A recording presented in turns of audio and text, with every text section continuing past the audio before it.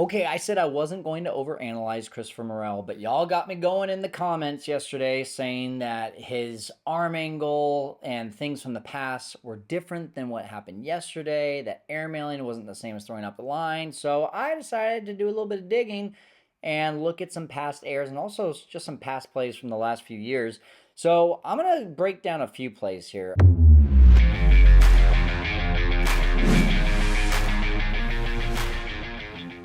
We've got this March 6th play yesterday where he airmailed it over Dom Smith.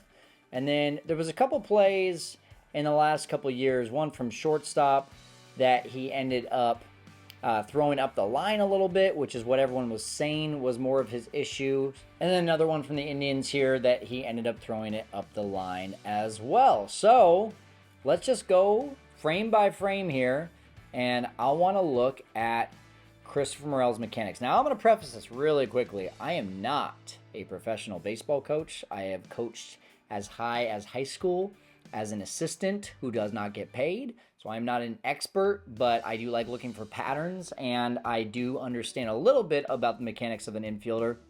So I do feel like I can at least give you my 2 cents here, and I'd love to hear yours in the comments as well. Okay, so as you can see, frame by frame here, Morel gets this ground ball, right? He, on each one of these, he is staying pretty low over here at shortstop. And then on both of these, on the right-hand side where he's playing third base, he kind of comes up a little bit. And then it's the arm angle right there. All right. Everything that has been talked about with Christopher Morel is that his arm is just too long. All right. It was just like when Tim Tebow was a quarterback, right? It was just his arm action is just too long. It takes too much time. Well, with Christopher Morel, because that arm gets way up above his head and then eventually comes back down, look at where he releases the ball at all of these, right? His arm on all of these is now the elbow is under the shoulder. So to go from way up, reaching up to the sky, and then come down, it's like he's throwing a frisbee forehanded, not backhanded. It's like he's throwing a frisbee, and that's what's kind of causing that ball to sail a little bit.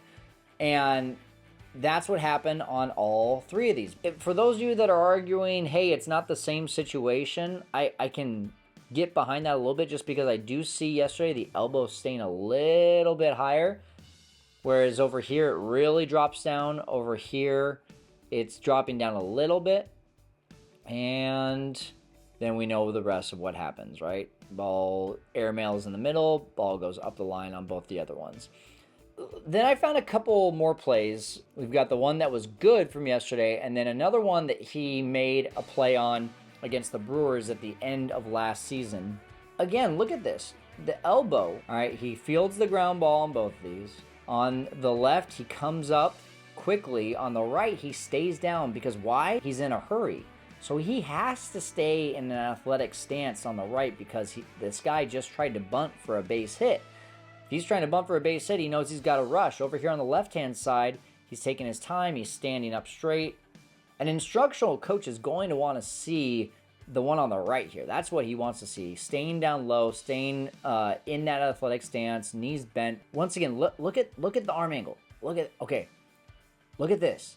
It's even with his head on the right-hand side here. It's way above his head on the left-hand side. Now, he got lucky on this one on the left. Look at how far, I believe Jared Young is playing first there. Look how far he has to stretch. So even though it ended up being an out, it still wasn't an ideal throw. On the right, he throws a bullet, throws a strike. Amazing play yesterday.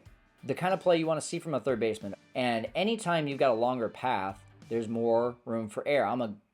I love playing golf, and I know that when my golf swing is nice and short and compact, there's less room for air. When I start like trying to swing where I'm like torquing the club up over my head, the chances of me making solid contact with that ball go down drastically. So I think that really, like this play yesterday, shows us where Morel needs to be the most.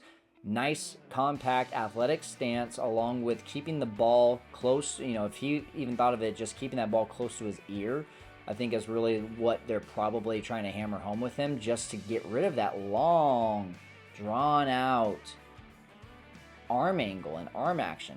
To equivalent this to someone who does do this very well, let's look at Dansby Swanson. Look at this. See that? You talk about that ball being close to the ear. Look at that. Ball close to the ear. The ball never goes over the top of Dansby's head. It gets about parallel, just about right there even. Ball and Dansby's head are about even there. And that allows, you notice Dansby's elbow, it dips down too. It's not as much of an issue though, because that ball doesn't go so far up above Dansby's head to where it's such a long path to get down to where the elbow is under the shoulder. He keeps it nice and compact, and that's why every time Dansby throws a daggum strike, man, it's fun to watch. Look at where that ball is and look at where it is for Morel. That is a huge difference. Ball's way over Christopher's head. Over here with Dansby, it's right next to his ear hole. A lot less of an action for Dansby, a lot more for Morel, but once again, the release points are the same. So we're just talking about the path it takes for that ball at its peak to then get released.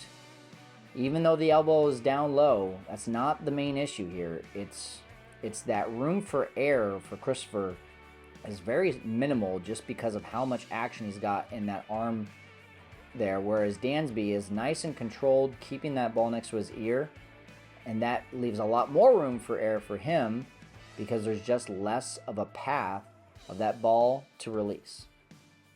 All right, let me know what you think in the comments.